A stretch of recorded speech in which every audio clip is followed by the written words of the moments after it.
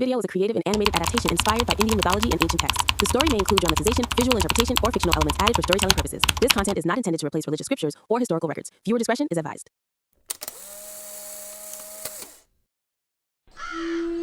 कुरुक्षेत्र का युद्ध शुरू होने से बहुत पहले, जब धरती शांत थी, तभी भाग्य ने एक कहानी लिखती थी। एक ऐसी कहानी इस युद्ध से पहले, जब आकाश ने अभी बाणों का भार नहीं उठाया था, जो एक महान योद्धा के जीवन की दिशा बदलने वाला था। जब रक्त की गंध वायु में नहीं घुली थी, तब एक सत्य छिपा हुआ था।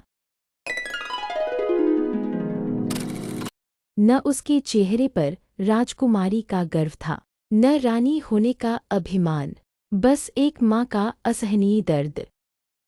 उसकी गोद में था एक नवजात शिशु, जो यह नहीं जानता था कि संसार उसे किस नाम से पुकारेगा।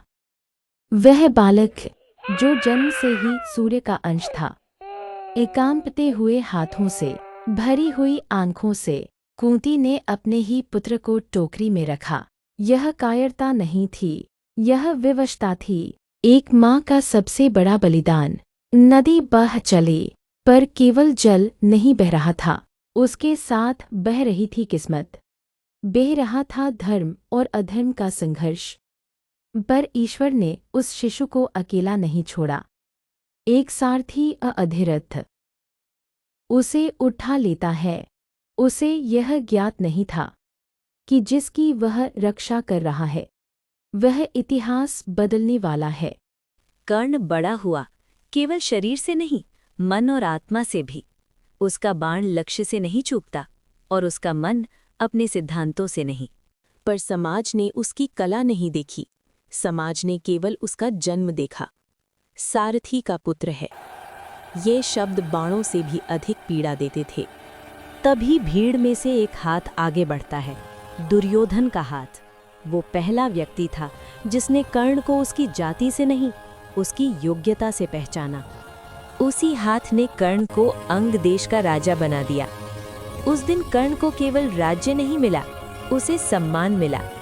पर युद्ध से पहले भाग्य एक बार फिर द्वार खटखटाता है। कुंती कर्ण के सामने खड़ी होती है, इस बार रानी नहीं, केवल एक माँ। तू मेरा पुत्र है कर्ण। ये शब्द सुनकर कर्ण का हृदय धड़कना बंद कर देता है।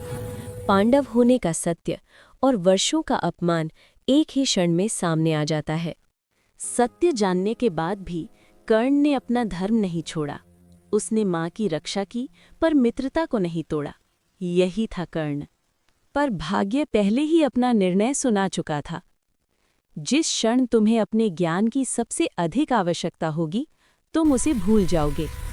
और जब युद्ध अपने निर्णायक मोड़ पर होगा, तुम्हारा रथ तुम्हारा साथ छोड़ देगा। युद्ध भूमि में कर्ण और अर्जुन आमने सामने थे, दो भाई जो भाई होने का सत्य जानते भी नहीं थे। और तभी धरती स्वयं कर्ण की परीक्षा लेती है। रथ धंस जाता है, समय थम जाता है। निशस्त्र कर्ण श्री कृष्ण की ओर देखता है। उस दृष्टि में कोई शिकायत नहीं थी, केवल स्वीकार। अर्जुन का बाण छूटता है और इतिहास लिख दिया जाता है। कर्ण गिरता है, पर कभी हार नहीं मानता। वो युद्ध नहीं हारता, वो अपना कर्तव्य पूर्ण करता है। तो बताओ, क्या कर्ण खलनायक था, या फिर धर्म और भाग्य के बीच पिसा सबसे बड़ा बलिदानी?